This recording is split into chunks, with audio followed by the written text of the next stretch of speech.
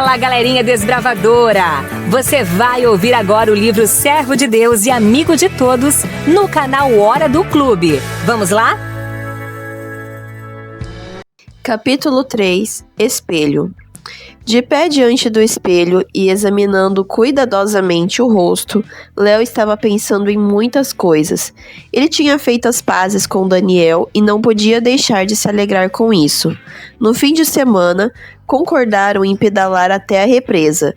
Ainda estava muito frio para nadar, mas ir a lugares bonitos e andar pelas trilhas era uma ótima ideia. E o que é isso? Léo notou outra espinha em seu rosto. Quando que isso vai parar de me incomodar? Ainda bem que minha mãe não está em casa, senão ela teria começado a falar outra vez. Léo, não toque no rosto, as coisas vão piorar. Apenas deixe, não toque, espinhas não são a pior coisa que acontece às pessoas. Mas a mãe de Léo não estava em casa. O menino tensionou os músculos e tocou no bíceps. O Igor tem bíceps maiores, mas ele vai à academia. Preciso pensar nisso também. Minhas pernas são fortes por causa da bicicleta, mas meus braços... Léo decidiu não ignorar desta vez. Bem na frente do espelho, ele se abaixou no chão e fez rapidamente 14 flexões. Em seguida, ele se levantou e recuperou o fôlego. Isso é o suficiente por agora. Fazer flexões 2 vezes por semana não é o suficiente, claro. Queria ter uma barra horizontal aqui, mas não é o meu ponto forte. Eu nunca consegui fazer 10 repetições. Meu tríceps deve estar um pouco fraco. Difícil construir músculos. Léo se olhou no espelho outra vez, passou os dedos pelo cabelo e sorriu para si mesmo. Bem, talvez as orelhas se projetam um pouco, mas não muito. Posso pressioná-las um pouco. Se eu pressionar por algum tempo, será que podem grudar na lateral da cabeça? Léo tentou fazer isso algumas vezes com as orelhas, mas depois desistiu dessa ideia maluca. Diante do espelho, ele não percebeu exatamente quando todos esses pensamentos vieram à sua mente. Léo parecia triste outra vez. Mariana tinha ido morar com a tia para se preparar para ingressar no principal orgulho da cidade, o Instituto Pedagógico, pois ela queria ser professora. Ela sempre teve as notas mais altas e tinha facilidade para aprender, e ela também corria 2 vezes por semana, fazia ginástica e música, e se esforçava para frequentar o clube de desbravadores. Amigos, hoje continuaremos nossa preparação para o rafting, e vamos discutir um tópico importante: segurança na água. André, Renan, Tamara, Marina e outros instrutores estavam presentes. Havia também muitos desbravadores. Todos estavam ansiosos pela tão aguardada aventura, então ninguém perdia as reuniões do clube. Estou um pouco preocupada, porque não sei nadar. E se o caiaque afundar? Perguntou Vanessa, alarmada. Não se preocupem, disse Lucas. Claro, vamos orar a Deus para que tudo corra bem. Mas também precisamos estar preparados e evitar situações perigosas para nós mesmos. A água é perigosa, então precisamos estar atentos e ser cuidadosos. Aqueles que forem fazer raft usarão coletes salva-vidas, e aqueles que não sabem nadar acompanharão os caiaques e as balsas, caminhando ao longo da margem. O quê? Vanessa perguntou com os olhos arregalados, balançando as mãos. Vamos fazer rafting pelo mato? Foi só brincadeira. Nosso instrutor de educação física, o Renan, dará aula de natação. Renan, você ensina a Vanessa a nadar? Podemos tentar, respondeu o Renan, sorrindo para a garota. Além disso, todos os instrutores estarão com vocês e ajudaremos sempre que precisarem. Posso ir de caiaque? Eu não quero uma balsa, falou Matheus. Eu também não, por favor. Em uma só voz, disseram Daniel, Léo e Tomás. Pessoal, só tem 2 caiaques de 4 lugares cada, avisou Diego. De qualquer jeito, alguém vai precisar ir nas balsas. É mais lento, mas qualquer um de vocês pode fazer isso facilmente. Vamos fazer um sorteio? É uma ótima ideia, falou Marina, e ninguém vai ficar chateado. Está bem, murmurou Tomás. Vamos lá, voltemos ao assunto. Aliás, eu não estou vendo a Mariana. Onde ela está? Ela tá atrasada porque tinha uns trabalhos de escola, mas prometeu estar aqui em breve. Ouvi dizer que ela nada muito bem e até competiu uma vez. Seria bom tê-la conosco no dia do rafting. Falou Renan. Então, pessoal, por onde começaremos? Falou André, lendo umas informações. Quero ter certeza de que não esqueceremos nada. A cada ano, mais de 350 mil pessoas no mundo se afogam. E 50% dos adultos não sabem nadar ou nadam mal. Não estou tentando assustar vocês, mas quero pedir que levem isso a sério. Ao mesmo tempo, existem pessoas que são como peixes na água. Alguns até fazem longas distâncias em mar aberto, nadando por horas e ganhando um espaço no livro dos recordes. Como alguém pode nadar tanto? Perguntou Tamara. Bem, se eles se prepararem, como nós estamos fazendo, respondeu André. A propósito, essa habilidade é mencionada na Bíblia.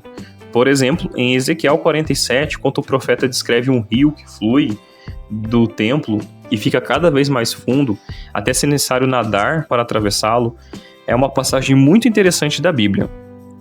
Mas agora voltemos às nossas instruções. Na maioria das vezes, as pessoas se afogam não porque lhes faltam habilidade, mas porque entram em pânico. Portanto, se algo acontecer com vocês na água, a primeira regra é se acalmar. Vocês devem tentar se deitar de costas e relaxar. E se tivermos cãibra? Quis saber Tomás, franzindo a testa. Você simplesmente não consegue relaxar assim. Uma vez tive isso, dói demais. Sim, cãibras podem ser complicadas. Isso acontece quando os músculos estão sobrecarregados ou por causa de temperatura da água. É preciso distribuir a força quando for nadar em um rio ou um lago. Além disso, o equipamento de sobrevivência deve ser compacto. Eu vi que durante competições de natação tinha umas boias alaranjadas nas costas. Acrescentou Léo. São chamadas de boias de sinalização. Também existem pulseiras salva-vidas, mas raramente são usadas por aqueles que querem apenas nadar em um lago num dia quente. Comentou Renan. Há algumas regras simples que vocês precisam saber. Disse André. E depois o Diego contará algumas histórias interessantes que ele viveu na água, certo? Sim, conte com a gente! Gritou Daniel e todos ecoaram. Primeiro as regras, depois as histórias. André reforçou. Número 1. Não nadem imediatamente após comer. Apenas depois de 1h30 ou 2. Número 2. A temperatura da água deve estar acima de 15 graus. Caso contrário, vocês poderão se esfriar demais e até entrar em estado de choque. Então evitem isso. Número 3. Não mergulhem em lugares desconhecidos. Número 4. Não nadem perto de embarcações. Vocês podem ser sugados para baixo do barco ou ser gravemente feridos pelas hélices. Número 5. Vocês não devem nadar em pântanos. Diego vai explicar mais sobre isso. Número 6. Não nadem durante uma tempestade. A propósito, vocês sabem o que fazer se forem arrastados pela correnteza? Sim, sabemos. Disse Mateus. Não se deve tentar lutar contra a correnteza. Você deve nadar para o lado até que ela enfraqueça ou você seja levado até a margem. Exatamente. Muito bem, Mateus. Muitas pessoas se afogam quando são levadas para longe da costa, tentam lutar contra a correnteza e acabam perdendo as forças. Agora, vamos continuar com as regras. Número 7. Não empurrem ninguém e não tentem afundar alguém na água. Houve muito barulho na sala. Quase todo mundo já teve um caso em que estava brincando na água e acabou com gosto de água doce ou salgada na boca. Vanessa pediu a palavra. Quantas coisas podem acontecer? Talvez eu devesse realmente aproveitar um passeio pela mata. Na mata tem cobra, aranha e outros bichos, hein? Brincou Henrique. Ok, pessoal. André acalmou a todos e continuou. As últimas 2 regras. Não deem falsos sinais de alarme, porque quando vocês realmente precisarem de ajuda, poderão ser simplesmente ignorados. E não joguem lixo perto da água. Vão se lembrar disso? Sim! Todos responderam e começaram a pedir ao Diego para lhes contar uma história. Ei, esperem! Vamos mostrar a todos como é uma pessoa se afogando, acrescentou Marina. O que há para saber? Alguém perguntou. A pessoa grita, agita as mãos e assim por diante? Bem, não é bem assim. Marina fez uma longa pausa até que todos se acalmassem. Na verdade, as pessoas se afogam muito silenciosamente, quase sem pedir ajuda, porque gastam toda a energia tentando ficar na superfície e respirar. Portanto, tenham cuidado na água. Talvez vocês possam salvar a vida de alguém. Muito em breve, aprenderemos como ajudar uma pessoa que está se afogando. E agora a história? Vanessa perguntou. Como vocês estão impacientes? Comentou André. Bem, é hora de uma história edificante. Uhul! Todos estavam prontos para ouvir e Diego, estreitando os olhos, começou a contar sua aventura. Bem, tive muitas aventuras na água, mas vou contar a mais instrutiva. Certa vez, em um belo dia de sol, fui ao rio com meus amigos. O rio estava cheio de juncos e para entrar na água, o mais rápido possível, pulamos da plataforma de pesca. Todos gostaram de mergulhar na água. Mergulhamos de cabeça. Pulamos em posição reta, fizemos cambalhotas e brincamos. Depois de 20 minutos, subi de volta à plataforma e decidi pular na água com as pernas esticadas. Pulei um pouco pro lado para não acertar os rapazes na água. E sabem o que aconteceu? O quê? Bateu na água? Perdeu a consciência? Engoliu muita água? Um após o outro, os garotos perguntaram. Não, nada demais. Mas foi muito perigoso. A profundidade de perto da plataforma de pesca era um pouco maior e a profundidade onde eu pulei era de menos de 2 metros. O fundo era lamacento e após o salto meus pés ficaram presos em um lodo viscoso e espesso. Que horror! Helena disse, cobrindo a boca com a mão. No começo eu nem sabia o que estava acontecendo, mas um momento depois comecei a entrar em pânico. Estava movendo as pernas e agitando os braços o máximo que podia. Mas nada acontecia. Eu não conseguia me mexer. Um pensamento me passou pela cabeça. Como eu sou bobo! Estou a apenas meio metro da superfície, sou um bom nadador e não há nada que eu possa fazer. Eu estou me afogando. Vocês sabem, pessoal, quando uma pessoa entra em pânico, o ar se esgota em poucos segundos. Continuei mexendo as pernas e que bênção foi quando finalmente consegui sair dali. Corri até a margem tentando recuperar o fôlego e voltando à sanidade. Olhei para os meus pés, eles estavam cobertos de lodo. Tive que fazer um esforço para me livrar dele. Que lição poderosa aprendemos com essa situação? Não pule com as pernas esticadas? Respondeu Henrique. Como devemos pular então? De cabeça? Para ficar preso com a cabeça? Wagner e Tomás protestaram rindo. Não, pessoal. Diego respondeu. Está claro que vocês gostam de pular, mas antes disso precisam saber a profundidade da água, como é o fundo e se há algo na água que pode levar a consequências tristes, como na história de Jenny, uma jovem que ficou paralisada após um salto mal sucedido na água. Pode haver grandes rochas, troncos de árvores, plataformas de pesca submersas e até barcos antigos. Embora a água amorteça os impactos, os danos podem ser muito graves. Diego, perguntou Ana, você continua mergulhando depois desse incidente? Por que não? Eu continuo. Mas para ser sincero, eu não gosto nem um pouco do lodo. Imediatamente eu me lembro dessa história. Vai contar outra história? Wagner perguntou impacientemente, mexendo na cadeira. Vou sim. Essa história é mais séria. Quando eu tinha 14 anos, também tínhamos um ótimo clube de desbravadores na cidade. Todo verão organizávamos um acampamento. E era a melhor época do ano. Montávamos barracas às margens do rio, cerca de 1 quilômetro rio abaixo. Começavam as corredeiras. Organizadores sabiam que o acampamento e o local para nadar deveriam estar em um lugar mais seguro. Por isso, nossas barracas eram colocadas onde o rio era mais largo e a correnteza era mais lenta. Então, um dia, planejamos uma caminhada de 20 km pelas colinas e rochas próximas.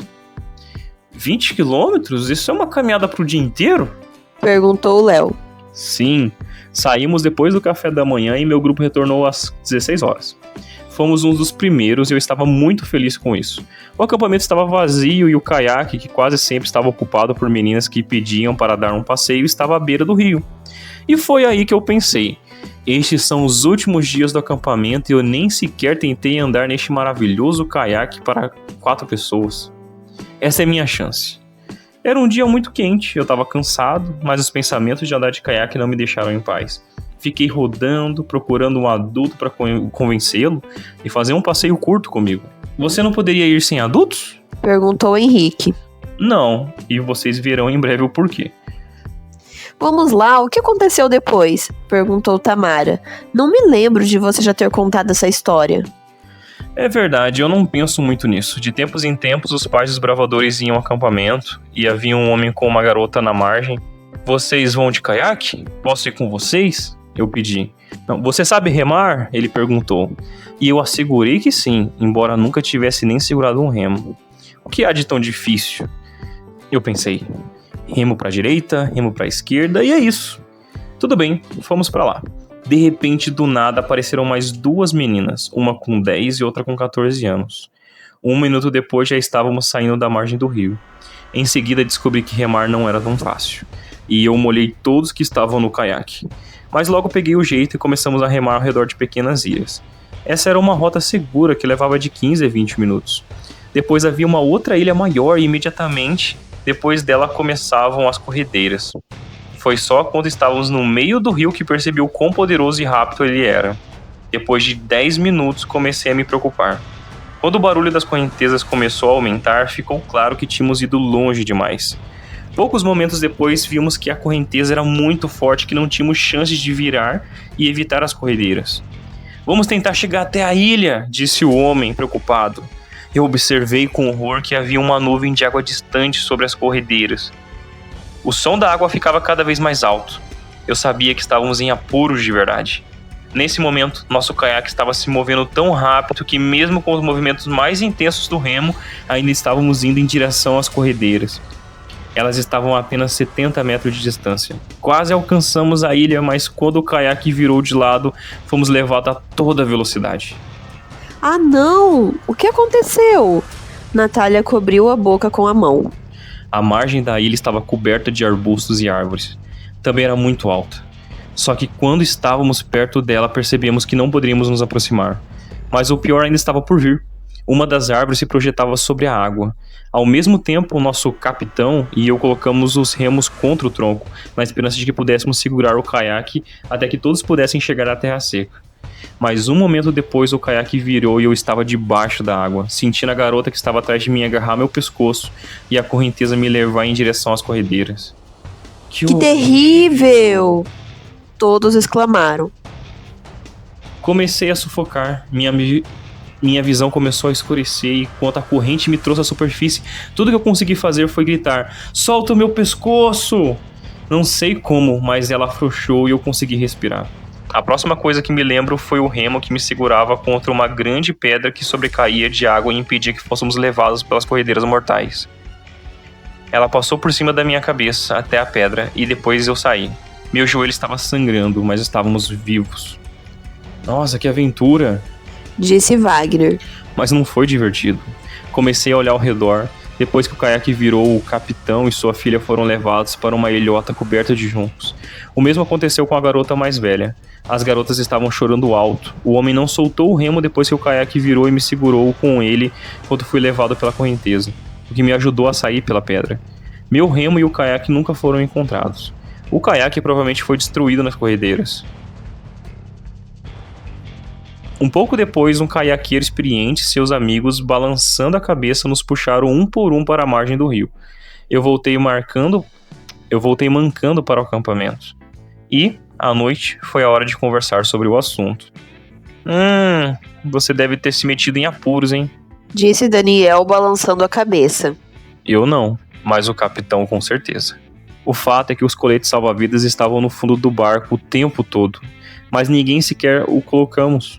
Além disso, havia 5 pessoas em um caiaque para 4. E das 5, a filha do homem e a garota que me agarrou o pescoço não sabiam nadar. Então parece que você salvou a vida dela. Na verdade, Deus salvou a minha vida e a dela também. Se não tivéssemos conseguido sair pela pedra, provavelmente teríamos morrido nas corredeiras.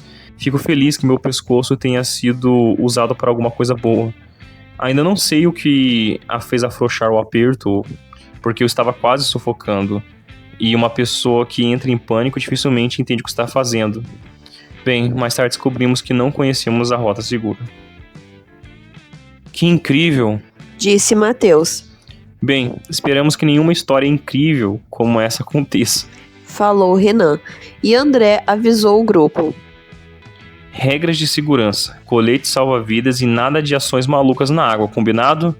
Combinado! Os desbravadores responderam em coro. Daniel e Léo estavam olhando seu reflexo na água. Será que é fundo? Falou Léo, jogando uma pedrinha e observando-a desaparecer na água. Uns 6 metros no mínimo. Você vai mergulhar? Não, tenho medo, especialmente depois da história do caiaque. Ah, vamos lá. É uma boa história, todo mundo saiu são e salvo. Léo balançou a cabeça e sentou-se na margem do rio. As bicicletas estavam deitadas na grama nas proximidades. Os meninos gostavam de pedalar.